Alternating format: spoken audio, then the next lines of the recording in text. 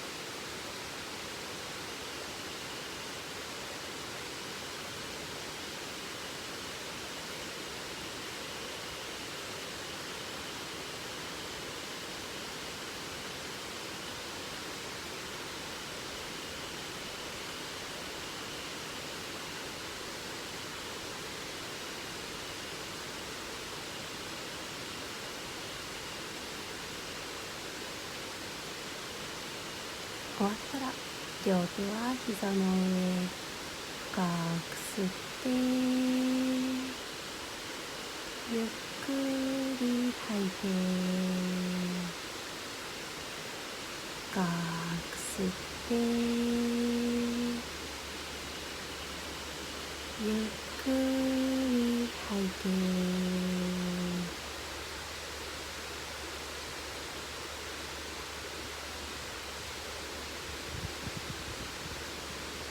本日は以上となります。ご視聴いただきありがとうございました。